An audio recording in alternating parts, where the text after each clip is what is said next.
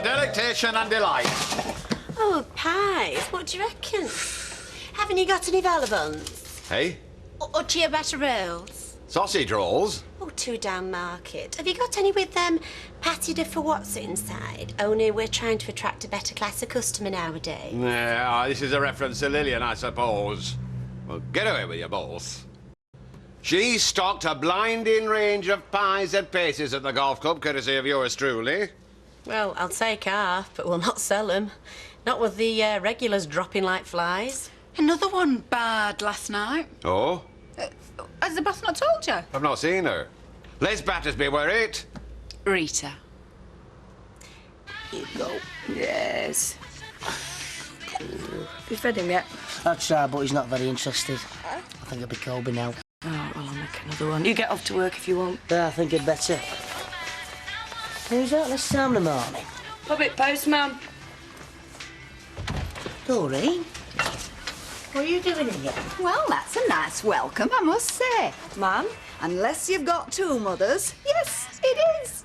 Just, we weren't expecting you. Oh, especially not this time of the morning. Yes. Well, now that I am here, is anybody going to offer me a cup of tea?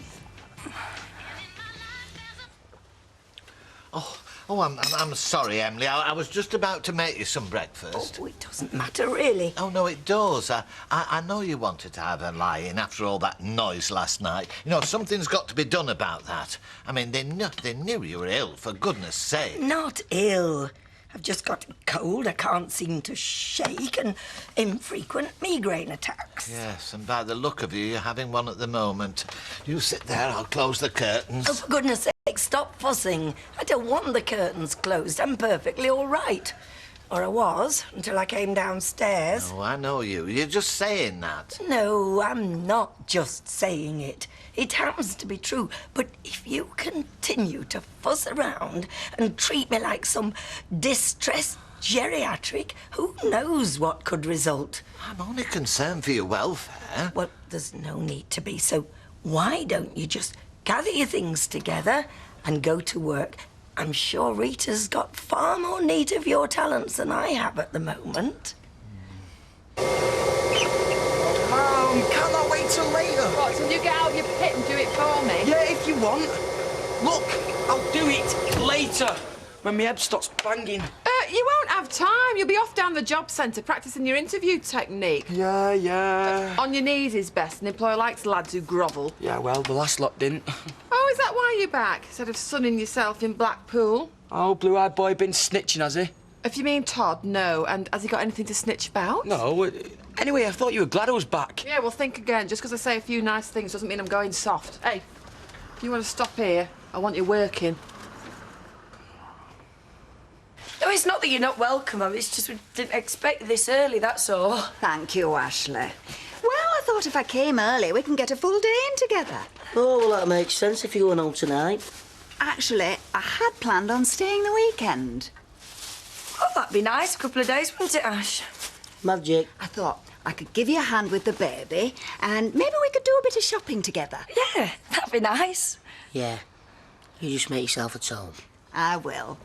After I've got this baby down and tidied the place up a bit. Well, what's wrong with place? There's only baby stuff and toys knocking about. Ashley, please, don't think I'm criticising. I know you've both got your hands full, which is one of the reasons I decided to come. Oh, aye. And what's the other? To pamper this gorgeous little boy. What else? Yeah, well, let's go and open shop. If not, the queue's halfway down Victoria Street when I get there. And don't you worry. I'm here now. Things will soon be back to normal. Do they hold your bottom? They lift your bottom onto your thighs, though. That's my problem. Who watches this stuff, really? All ship-shape and Bristol fashion next door. They'll not be a bad crew once they've found their sea legs. Oh, but can't the same be said at punters? Them as you've not already asked to walk the plank. Sit. Sit.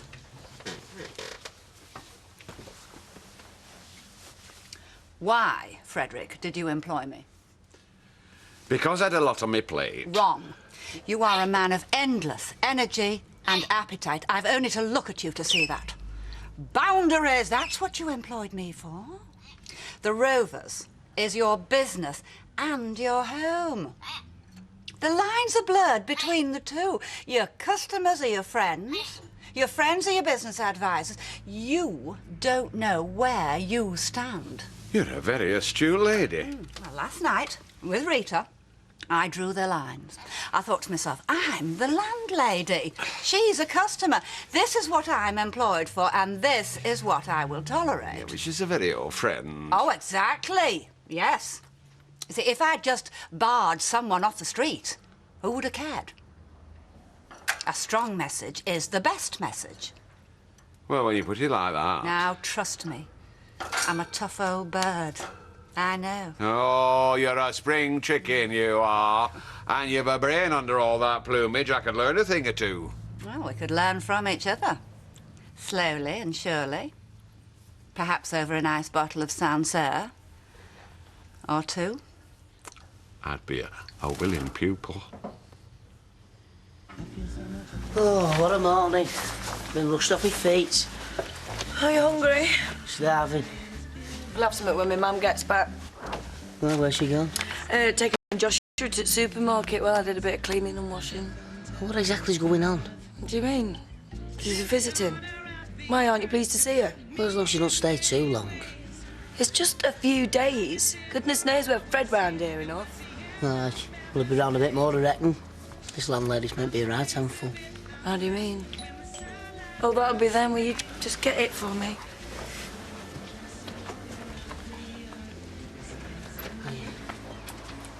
Here, take him, will you? While I bring the shopping in. Oh, I hope you're hungry, because I got you some real treats for your lunch.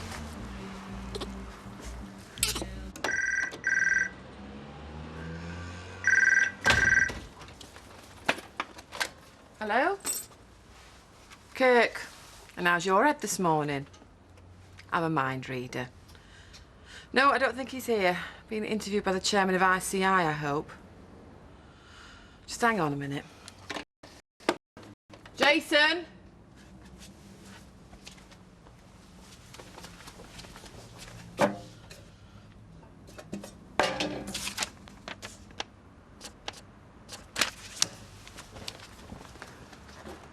Kirk, he's not here. Blackpool, London, or out of Mongolia. How the heck should I know? I'm only his flaming mother.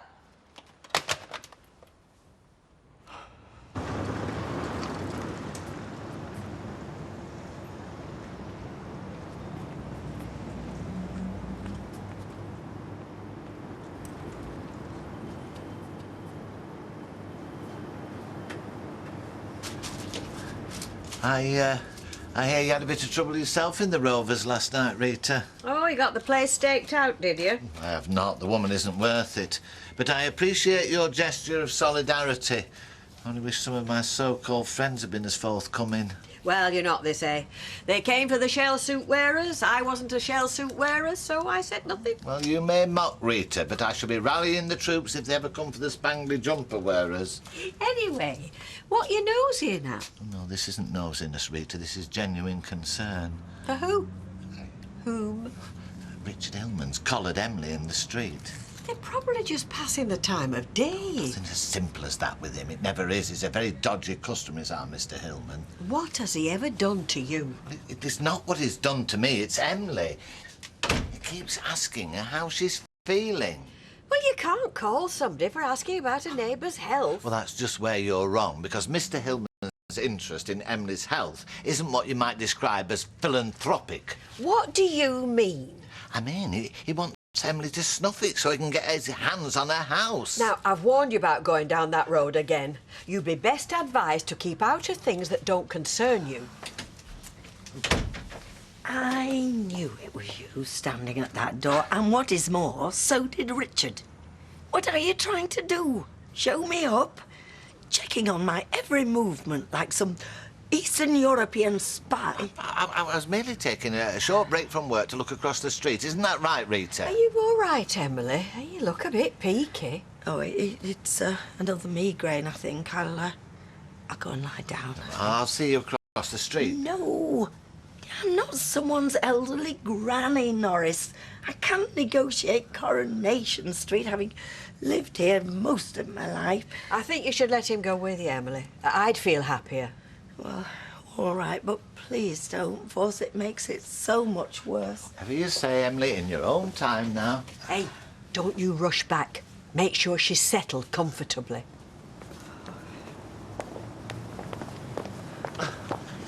Oh, there's no need to hold on to my arm, Norris. I'm a grown woman. I don't need all this attention. There's no trouble, that. Why don't you go back to the cabin? Yeah, I will, but that little chat you were having with Richard...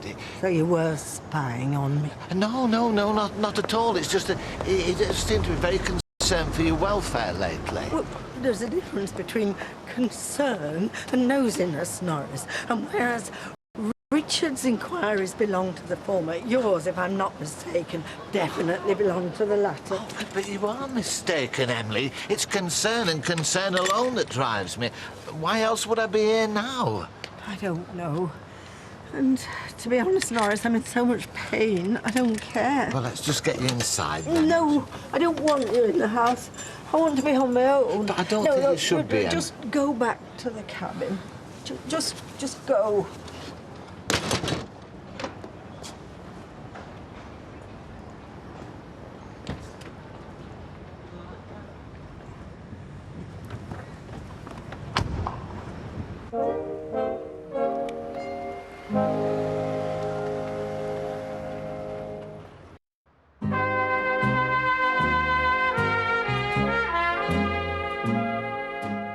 I know she thinks I'm fussing, but it's only because I've got her welfare at heart. Yes, but Emily's a very private person. Happens she likes to suffer alone. Oh, Rita, I'm sorry I haven't been in sooner, but we're up to our eyes at work with Maxine still off. What's up, love? Well, you and that Lillian woman, I mean, what on earth treating you like that? Well, wronged as we are, we've been swamped by nothing but a tide of apathy. We're buoying each other up, of course. Well, Fred must be mortified. Yes, too mortified to set foot in here. Isn't it time you went for your lunch? Is it? Yes, I think it is. So why don't you go now? And don't rush back. Honestly, that man drives me to distraction sometimes. If he's not banging on about Emily, he's picking away at me. Yes, but is it true what he said, though? Fred hasn't apologised? No. Well, you have told him what happened. Oh, she's his manager. Let her tell him. But Rita... Oh, I don't care. I don't care if I never set foot in the Rovers again. You mean that? There's a perfectly good off-licence on the corner. Oh, I don't believe this. You are going to let that Lillian Spencer come between you and a dear old friend? I wouldn't, but Fred might. Boss. One for the road. Why not? My shout. Hang on. She's very big on boundaries, is Lillian. Jane, love. Couple more in there. All right, Bob.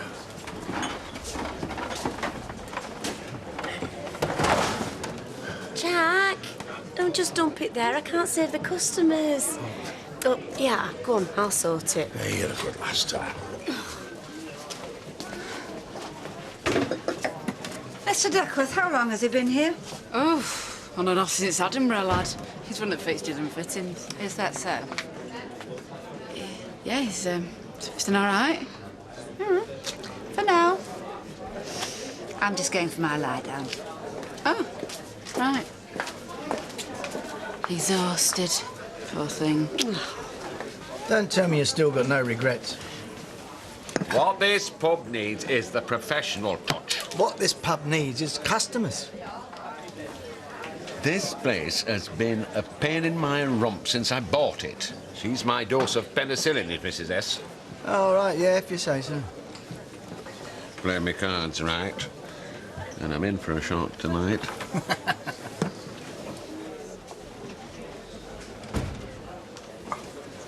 Good afternoon. I'd like to speak to a Mrs. Lillian Spencer, please. Oh, she's having a breathing love at the moment out the back. Can I help you at all? And your name is? Shelley. Shelley Unwin. You're not from the social, are you? No, Shelley, I'm not. And it's Mrs. Spencer in particular. Kelly, Fern Cobb. Timothy! Mummy! Oh!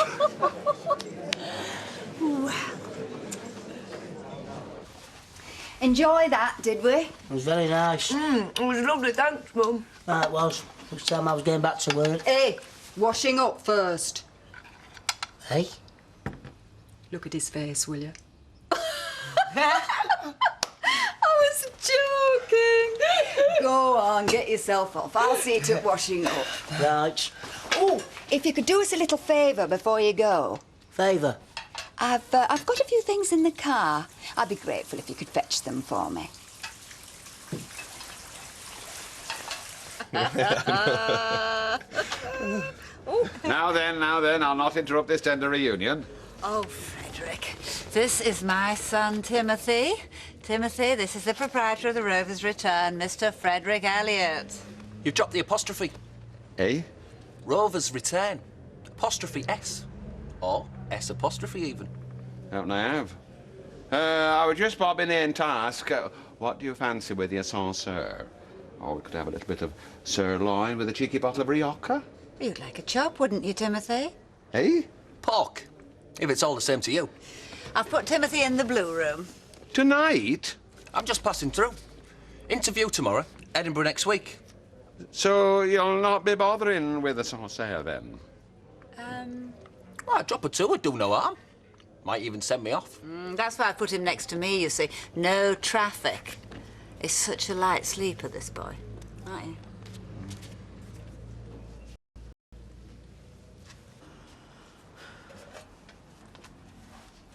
How much was in it? Well, I haven't paid the phone or the papers, so 50, 60. He's doing this to punish me, I know he is. Well, it's working. Mum. I mean, I know it probably sounds like nagging, but it's for his own good. I mean, nobody likes a layabout. I just wish I kept my big gob shut. It's not your fault. Stealing from your own mother. Really? He's always been idle. Idle and cheeky, but he's never been a thief. He must hate me that much. It's not the first time. That's why he got the push from Blackpool for dipping into the till. I slagged him off about it and he thumped me. But you said... Five-a-side? No. So if Jason has gone, it's probably because of me. Because he got found out. Here we are, a nice cup of tea. That's what you need.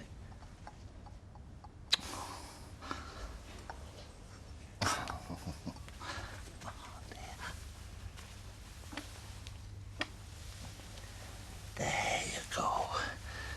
You have a nice little sleep, eh? Do you more good than anything, will that?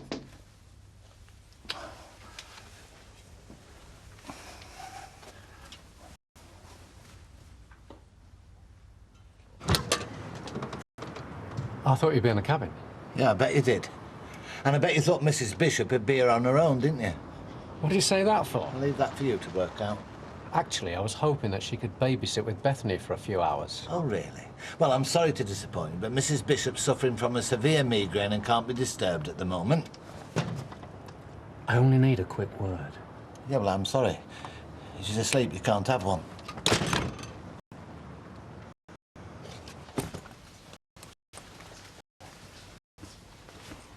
You went home, didn't you, and you went shopping? Yes.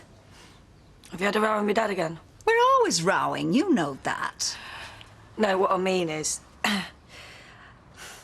have you left him like last time he came to stay? Oh! No, it's nothing like last time, love. Oh, well, that is a relief. What have I done to make him turn out the way he has? It's not you. You've come through all right, and I've treated you both the same. What? You don't think I treat you the same? No. Well, if I don't, it's only because I know that I can rely on you. You don't need chasing. Or is that it? I fussed too much, showing him too much attention. Oh, maybe he's just selfish. Yeah, like his father. Oh, look, you better get back. I've missed your dinner. There's a pasty in the oven. I couldn't face it. Do you want me to ring the schools? I don't want you getting into bother. There's tea. Don't tell me. You thought I might be hungry. Oh, hi. She's not bad, you, I know. I don't think he'd whimper if she had. Oh, no. I'm going to have a word with him. You can do that, or try hitting your head against that brick wall. See ya. Fred. Hello. Tea and tea, please. Come on. All your favourites.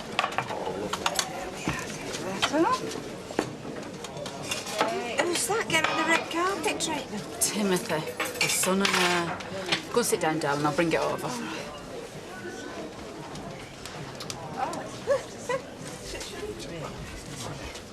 Excuse me, Timothy. Shelley, come on, the pint. I thought I'd been demoted for the minute. You ordering not in this world. How's things? Ooh, not great. About Rita. Now, see, you've not come here spoiling for a fight. A fight, no. An explanation, yes. What's to explain? Rita insulted my landlady. My landlady declined to serve her. A swift apology and all will be smoothed over. For Rita. For Rita. Oh, thank you. You can whistle for that, Fred. Look, I was here. I heard what was said. I can see what's going on, you know. You've been taken for a ride. You're talking out of place. I'm talking as a friend. And as a fellow businesswoman, actually. Forgive me, my dear, but you're hardly Richard Branson. Sorry, I beg your pardon? You stick to counting rollers. Play on your strengths. Fine. Great. If you're going to throw my consideration for you back in my face. Consideration? Rita, Michael, Baldwin, you're all as bad as each other. You come in here telling me what to do, affecting concern for the state of my business. Where were you? When I were broken-hearted, drowned with business problems, with staff fighting among each other. How many of you got behind that bar and roll your sleeves up? None. Lillian has. Because you're paying her. She does a damn sight more than what I pay her for. Oh, I bet she does. You're an old fool, Fred. You never learn. It's now 5 minutes you got rid of one gold digger. Now you're warm in the bed for another. Will you keep your voice down? Oh, right, fine, fine. OK. Well, enjoy it while it lasts. But when this one walks off with your wallet, don't come crying to me.